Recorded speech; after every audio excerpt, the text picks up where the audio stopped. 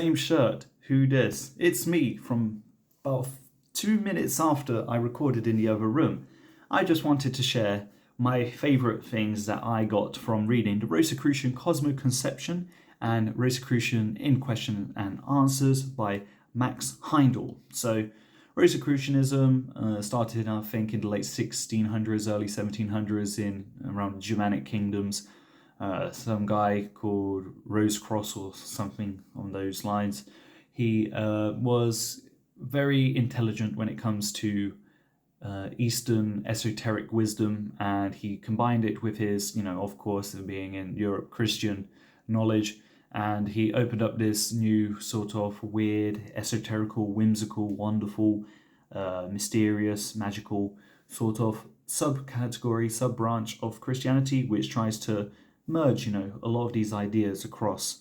And so I guess the easiest way to describe what this would be, the main idea that I would say differentiates Rosicrucianism from science and from typical theology, you've got the three theories. First theory is materialistic theory.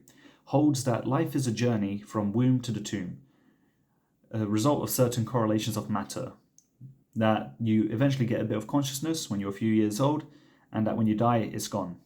Man is the highest intelligence in the cosmos, and the intelligence perishes when his body disintegrates into the earth.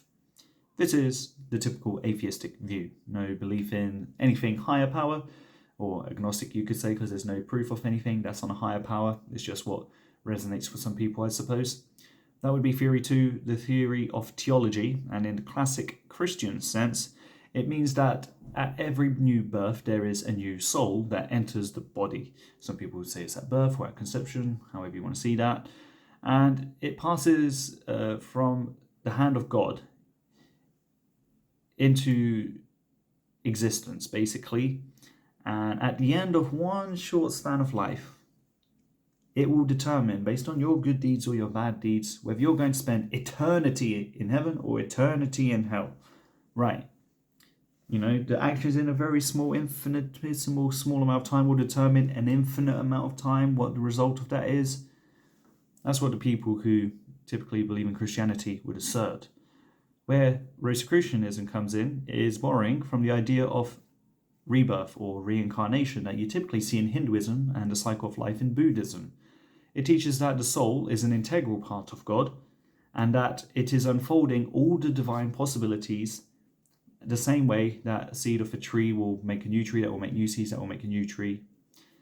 And it means that through repeated existences in the earthly body of gradually improving quality, which is dictated by good karma, let's say, that can accumulate from one life to the next, latent possibilities are slowly developed into dynamic powers, and nothing's lost by this process. All of mankind will ultimately attain the goal of reunion with God. So you could kind of see it as God as made a split of multiple souls that have to travel through one life and the next life and the next life and learn certain things, experience certain things, let go of certain addictions in one lifetime so that in the next lifetime with a higher karma score, let's say, you get to learn different lessons. And by the end of a soul's cycle through multiple lives, it will reach this point of reunification with God. The idea of the egg. I think Kurzgesagt made a video on this topic. Though, I guess, by saying this, we're all part of one whole. We're all part of this big existence. And I quite like the idea. I think it's also supported by the fact that many people have memories of past lives. Inexplicably, they'll be able to say, oh, I keep having this reoccurring dream where I buried a box full of my favourite toys under a tree that looked like this, next to a well that was over there, and a house that was nearby like this. And they say, hang on, I kind of know a well that's next to a house next to a tree like that. Are you sure you're not talking about this village? I've never been to that village. Well, let's go there. This is just the village that I saw in my dreams. Let's go to that tree, dig, and you find a box with all the toys.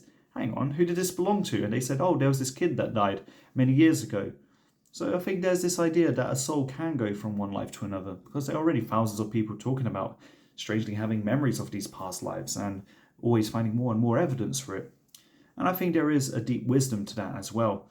And also, one of my favorite ideas that I got from reading the Rosicrucian Q&A is if you think about this sort of idea of, karma, let's say, where in past lives you may have done really good actions, in Christianity, we've got this idea of a guardian angel. We've got this idea that there's this spirit sort of looking over us and protecting us. But if in your past lives you created good karma, you could also see that karma as looking over you in a spiritual sense that's helping to protect you and aid you on this current life. I find that fascinating. So yeah, I think, we live in a world that for the longest time was purely just theological, denied all science, and also denied magic. If you were a witch, you were burnt. If you claimed to have any magical ability, they would burn you, they would kill you.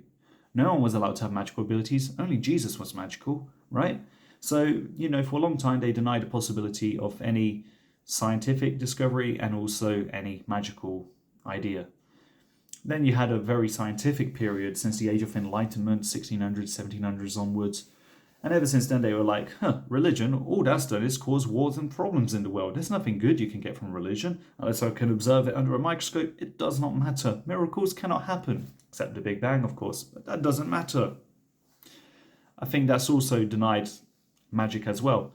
So what Rosicrucian is doing is like, hey look, science cool, theology cool, and spirituality, ideas of rebirth and this sort of thing, that's also cool. Magical stuff, it's possible. And I think it's only possible if you believe it's possible. So, I think that also plays a part.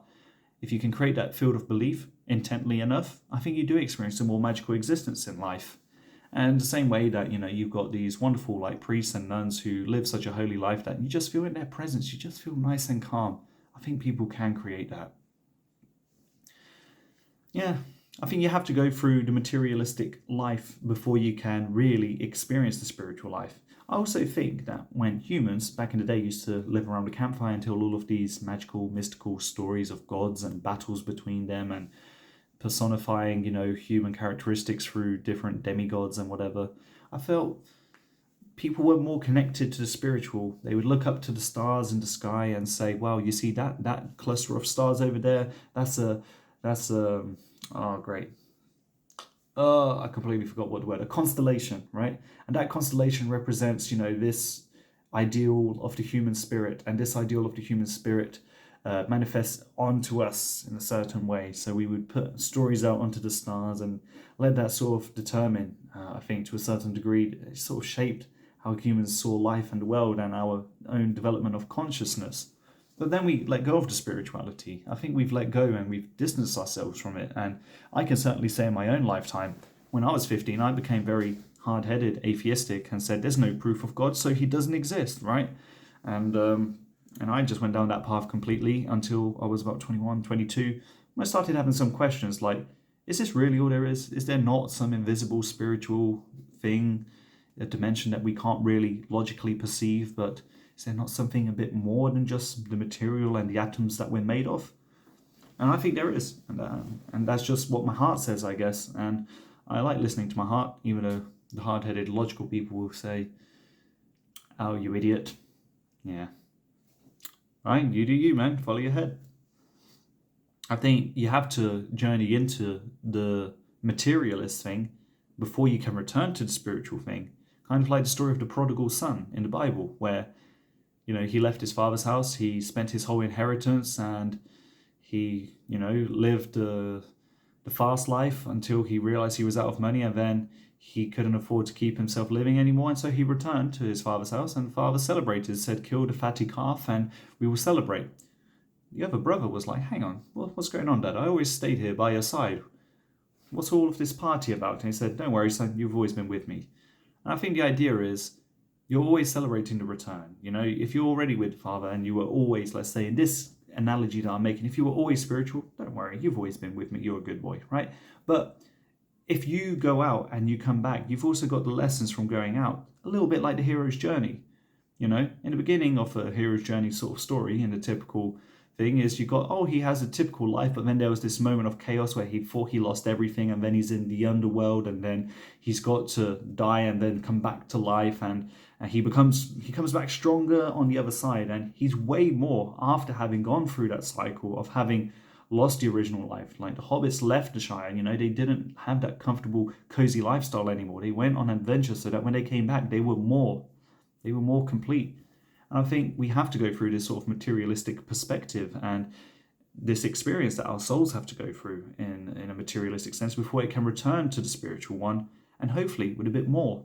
And I think that's the case, and that's the journey that we're going on.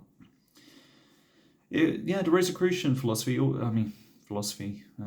whatever. They also talk about different interpretations of the Bible, which I found interesting, like trying to explain how, the lives of people like Abraham lived for 700 years and all of that. How could you explain that sort of thing? But you explain, well, maybe back in the day when tribes used to be much more close-knit and society wasn't intermingling millions of people around the world, people normally kept their genetics very close to, to what you had in your tribe locally. And if there's some sort of belief that by having similar genetics, you could also somehow hold the memories of the past lives somehow, mysterious, I know it doesn't make sense.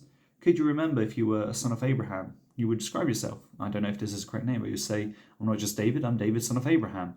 I do remember, the experiences that Abraham had, and then those experiences would go on to the next child, and the next child, and the next child, and then for so many generations, up until 700 years, they would still have these memories until the point where they don't remember Abraham's memories anymore. And that would explain why the Bible says Abraham lived for 700 years. Not actually physically as a human being for 700 years, but the idea of him. And then the next person lived for 600 years and the other one 900 years. And I think the explanation that these memories lived on through the descendants until they forgot about it makes a bit of sense. And so I really appreciated interpretation of Bible stories through this Rosicrucian lens. It was an interesting perspective. Two of the most important practices that you can get from Rosicrucianism are retrospection and concentration, which are two things that I've even heard Dr. K talk about. And Dr. K, I feel, has been one of the best spiritual gurus I've seen, at least for me, vicariously through a parasocial relationship of just watching his videos and consuming his content online. I felt a lot of growth spiritually because of Dr. K. And he also talked about the importance of reviewing the day before you go to sleep with retrospection, and also starting with meditation first thing in the morning.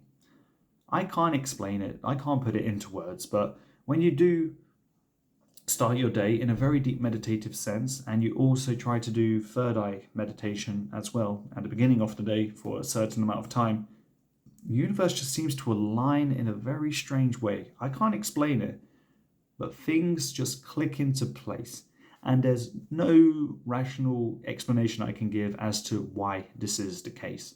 Why would focusing on a bit of energy sort of in the middle of your eyebrows, around your forehead area, for a certain number of minutes in the morning at the beginning of the day somehow align you more with the universe?